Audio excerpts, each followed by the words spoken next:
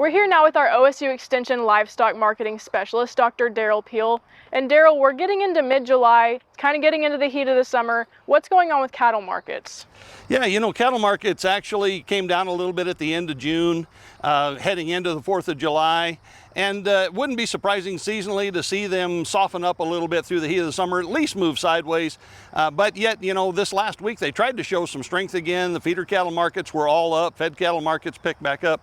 I think that really is a testament to the underlying supply tightness that's going to continue to drive this market. So we may move kind of sideways here for the summer with sort of seasonal pressure balanced against tighter supplies. But I wouldn't be surprised. I think we'll hold pretty close to where we are and potentially move up even a little bit earlier than usual as we head towards the fall. Yeah, so speaking of seasonal changes, there's a lot of people grilling right now. Obviously it's summer. Is that going to change beef demand at all? Typically beef demand weakens just a little bit between 4th of July and Labor Day, kind of the summer doldrums. It gets really hot, and so we don't have any holidays in that period. So it's not uncommon to see beef demand weaken a little bit, but same story there. Supplies are tighter. Beef production's been falling now through the second quarter and continues to. So we've got that balance between seasonal pressure and tighter supplies. Box beef prices actually have dropped quite a bit since the 4th of July, but that's a seasonal move for the most part. I don't look for them to go a lot farther, so I think it'll be kind of the same story there. We'll probably kind of mark time here through the heat of the summer until we get closer to Labor Day, and then we'll pick back up again. Yeah, so speaking of other timely events, there's some more news happening with the New World screwworm, right? Yeah, it continues to be a very dynamic and evolving situation. USDA had announced a plan to slowly reopen the border ports, starting in the west side of the country and working their way east. 2 days after after that was supposed to begin, another detection of New World screwworm was found substantially farther north in Mexico, much closer to the U.S. border.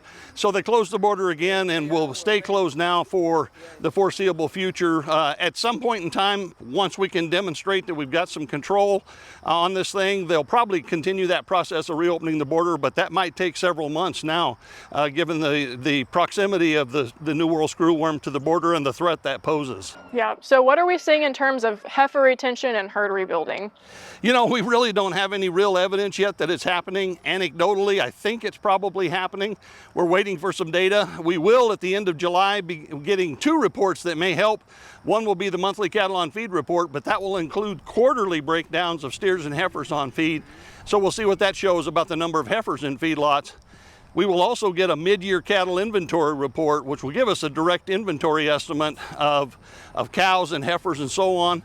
Unfortunately, we didn't get that report last year, so it's going to be a little difficult to interpret what it means, but it will be information. We'll make the best use of it that we can to try to get a sense of whether or not we can actually verify that heifer retention is beginning to happen. Yeah. So looking forward into the fall, what should producers be keeping their eye on? Cow-calf producers, obviously these markets are essentially at record levels. I don't expect that to change very much. So cow-calf producers, if you got calves to sell, you're going to do pretty well. There are things you can do to add even additional value to that. So it's not too early to start thinking about preconditioning programs and weaning programs. Those do add additional value, and they do work even in high prices. So producers might want to start thinking about that. But all in all, we're just kind of enjoying these markets right now from a cow-calf standpoint. Stocker producers, it's a little more challenging given the margin situation between calf prices and feeder cattle prices. But again, there's opportunities for everybody in this market. Yeah. All right. Well, thanks for the updates, Derrell. We'll talk to you in a couple weeks. Continuing on the topic of the New World screwworm, the Oklahoma Department of Agriculture, Food, and Forestry is also staying on top of the issue. Dr. Rod Hall, our state veterinarian, is leading a working group in regards to our response to New World screwworm. A lot of people have probably seen that we have seen some movement of that in Mexico, which certainly is very concerning for us, and you've seen that response from USDA of adjusting what can and can't move across the border. We are really working in lockstep with the team here at Oklahoma State University. They're a big piece of us being able to respond to New World screwworm if we have to. Our greatest hope is that we do a lot of preparing and planning and communicating and not have to deal with that here in the state of Oklahoma. But in the case that we have to, we're being as prepared as we possibly can with this working group, and then also making making sure to share information with producers across the state.